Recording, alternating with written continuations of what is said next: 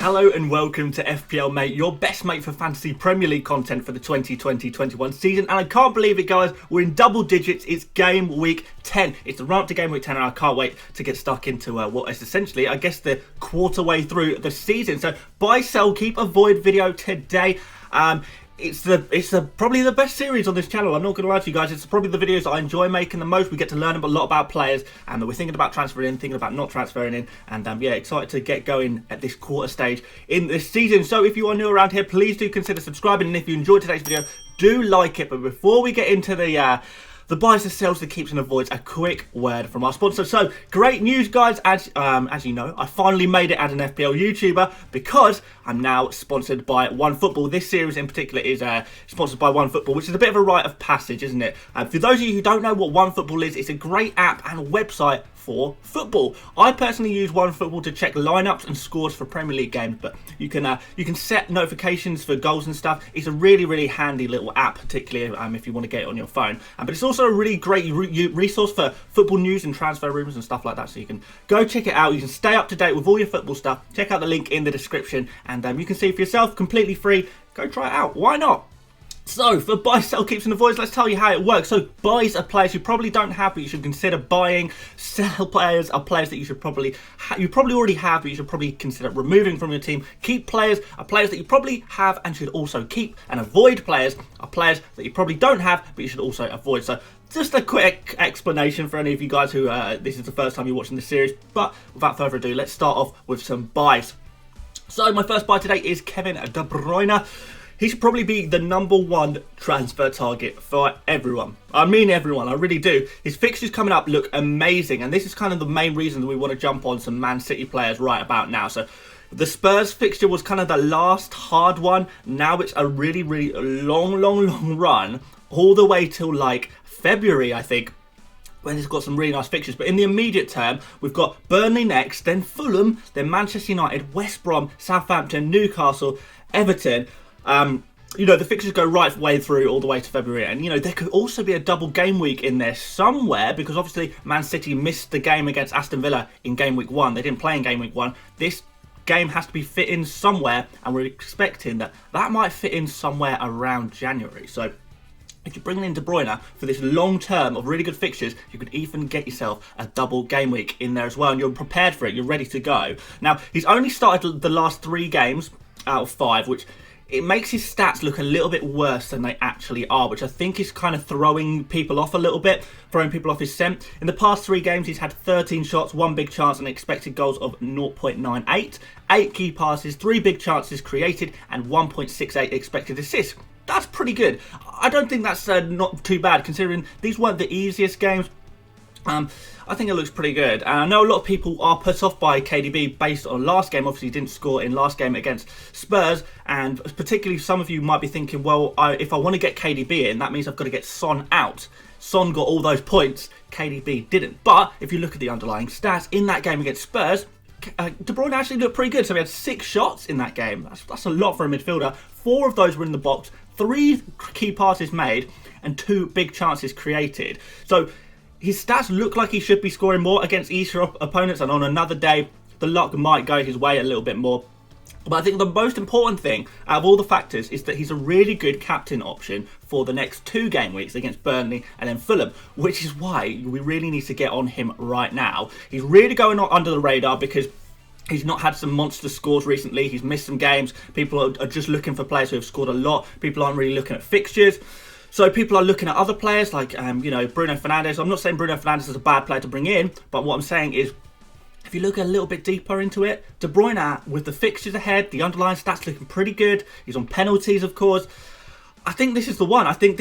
And for the next 2 game weeks, if you can get him in now, you collect these points nice and early. Everyone else is going to be jumping on Kevin De Bruyne, and you will already have those points that he's already collected, and you'll be ahead of the curve. And that's what this whole video series is all about, trying to get you ahead of the curve, trying to help you avoid bad transfers and make good progressive transfers and stuff like that. But anyway, let's move on to my next one. Another slight differential, Michail Antonio. Now this one comes with a big old asterisk because, you know, only bring him in if he's declared fit. He has been back in training since last week, so I'm hoping that he'll be good to go by the weekend, but I think it's also sensible for us to just hold off and wait for confirmation. So when he's playing, he's the most important player for West Ham, really, particularly in attack.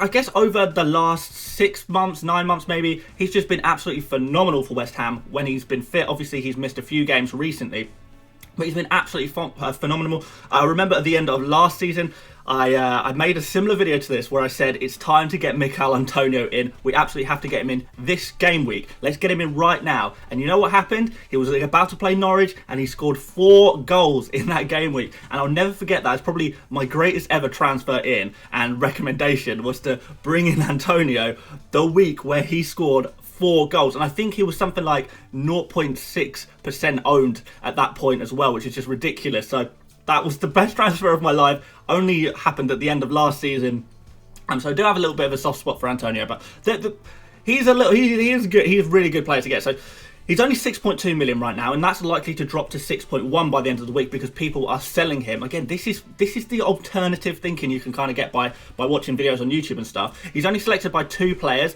so that's a major differential. That's going to drop as well. He's already scored 3 goals in 6 games this season, all in incredibly tough fixtures. His XG in those 6 games is 2.91, all non-penalty, so that's a really good looking expected goals for tough fixtures and a cheap player as well. He also averages a key pass per game, so he will get the occasional assist as well. I think he's a great replacement for any forward that you might want to get rid of this game week just because of his price and stuff like that. Of course, all of this counts for nothing at all if he's declared unfit for the weekend, but if he's ready, this could be an insane differential signing for your team for the next 5-6 game weeks. Could go really well.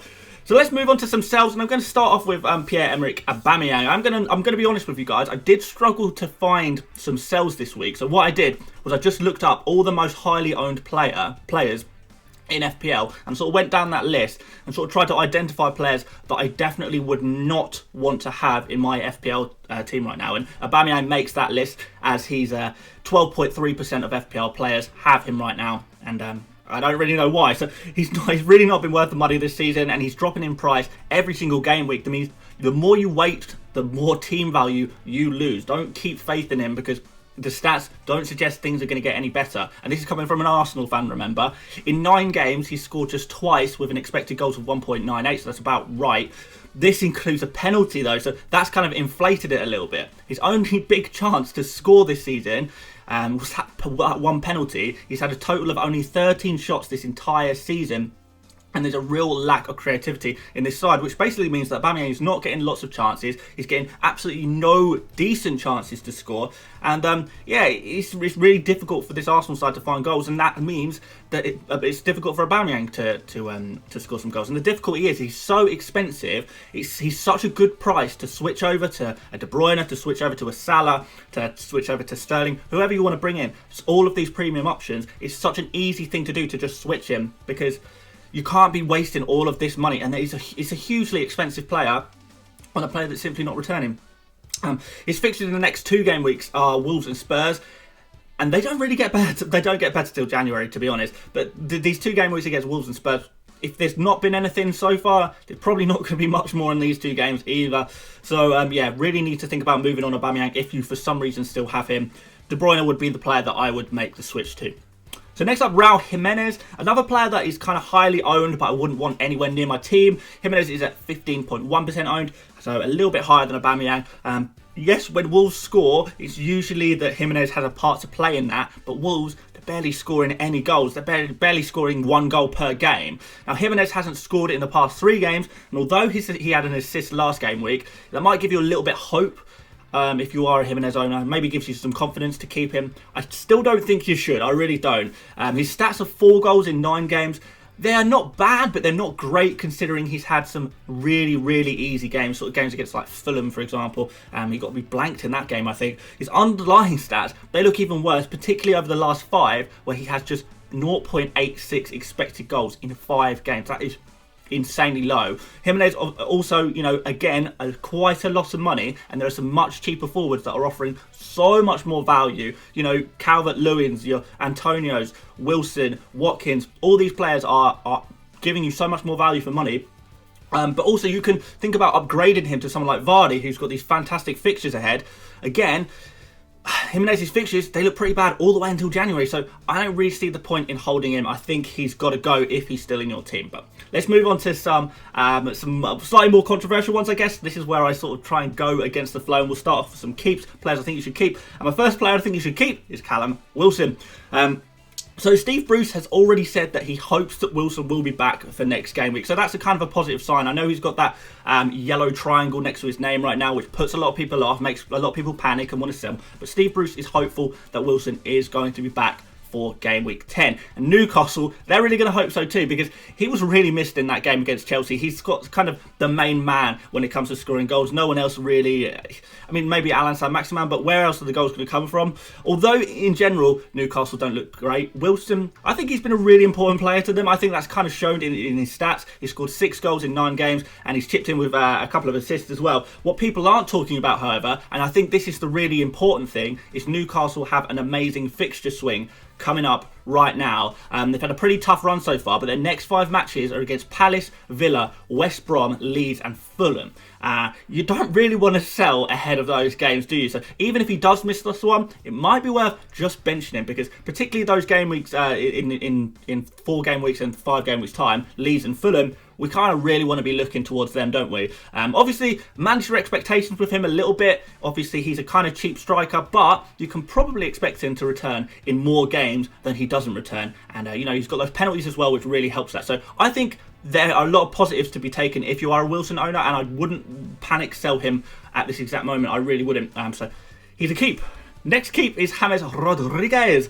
A lot of people are giving up on James, and I sort of see why. I do kind of understand why. He hasn't returned in his last 3 starts. That's not great. Although his underlying stats haven't looked amazing recently, kind of in the past 5 game weeks, he's only played 4 games, and in these games, he's had 2 shots per game. That's okay. That's 0.52 total expected goals amongst those 4 games. 2 key passes and 1 big chance created for an expected assist of 0.55.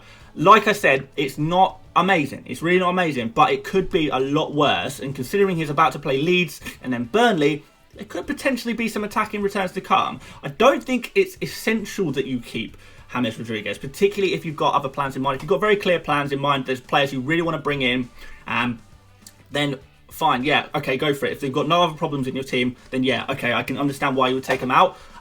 But I don't think that necessarily this is likely to be a priority transfer for you. Leeds next game week, or this game week, shall I say, game week 10. It's a lovely game for an attacker, and this attacker, he's kind of already proven himself in the Premier League, and he's now already shown us what he can do in this early part of the season.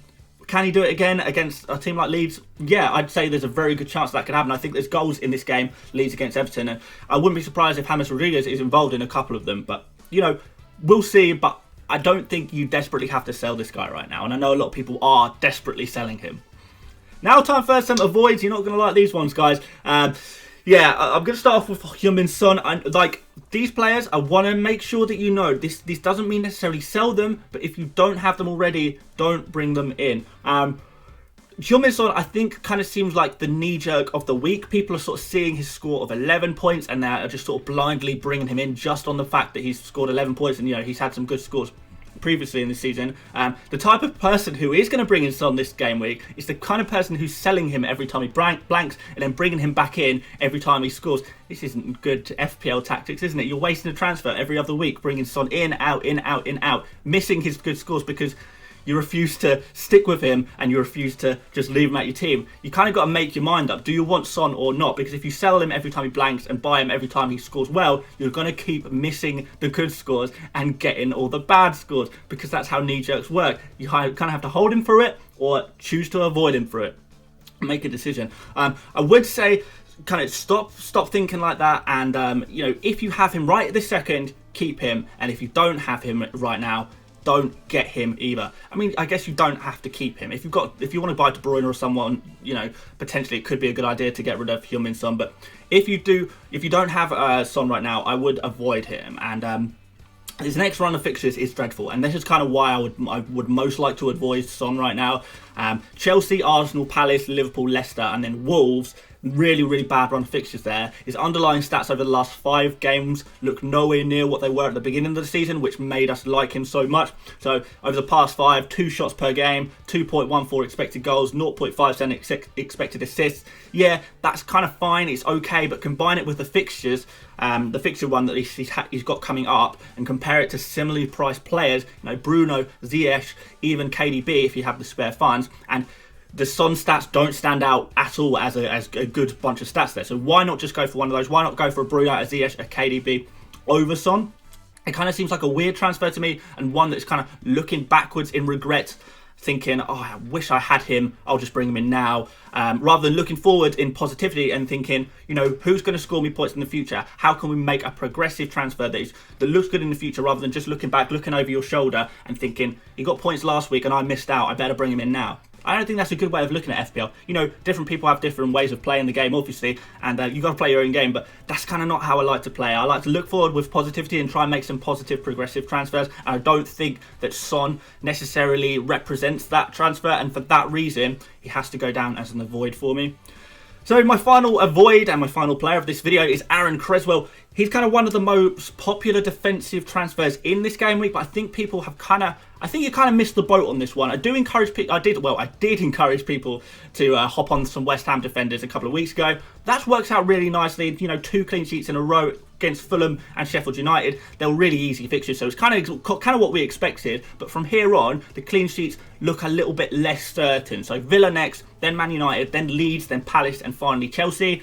Some of these games are okay, some of them are bad, but aside from Palace, none of them really fill me with confidence about a clean sheet, and that's kind of what we want. This is why 2 game weeks ago I sort of recommended Sofao, because he's 4.5 million. He's a lot easier to just put on your bench. At this point, I can easily bench Sofao in my team because for half of these fixtures, just because not all of them look amazing. But with Cresswell, you can't really do that so easily because he's a little bit more expensive. He's kind of just not the best option to go for at this exact moment because of these fixtures. If I was going to bring in Cresswell, I would have done it 2 weeks ago, but even then I would have still brought in Sofao. So that's why it's a little bit confusing to me why people are bringing in Cresswell now. They're just kind of looking at the last 2 fixtures, the past 2 game weeks, and saw, oh, 2 clean sheets in a row, there must be more to come.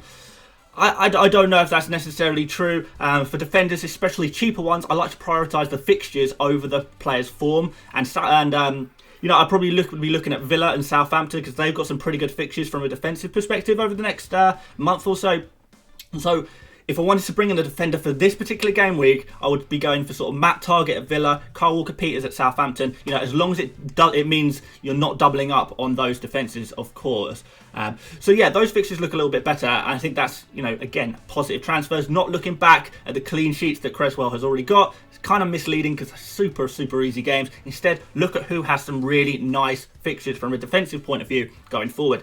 And yeah, I think Kyle Walker-Peters and Matt Targett do represent that. So let's conclude this video. Let's do an overview on the key points from this video, I guess. So KDB, he should be our #1 top target priority right now if you don't have other issues in your team, of course. Aubameyang and Jimenez, these are 2 really popular players that kind of need to leave your team now if you do have them already. But I'm imagining a lot of you guys who kind of watch this video won't have either of those guys in your team, but you know, if you do, I think they got to go. So Callum Wilson in particular, I would be very keen to keep him if I had him, just because he's got a really nice run of fixtures that Newcastle have. Really nice indeed. And finally, avoid Son if you don't have him. But, you know, if you do have him, think about keeping him if you already have him, unless you bring in De Bruyne, basically. And then you could potentially sell Son and bring in De Bruyne. So there you go. There you have it. Thank you so much for watching this video. Yeah, of course, go check out OneFootball if you are interested in that at all. That would be really cool. And yeah, like the video if you did enjoy it. Subscribe if you are new around here. We're going into Game Week 10, guys. It's all good. Check out my Twitter in the description, my Instagram in the description. You can support me on Patreon in the description, and what else in the description? Mini League. You can join my Mini League in the description as well. But until then, until all of that is done, you know, next time I'll see you will be on tomorrow's video, which will be a team selection and my personal transfers video. Perhaps I'll be taking some influence from some of the things I've said and discussed in this video. We'll see. So I'll see you on tomorrow's video. Thank you so much for watching, and I'll see you later, mates. Bye bye.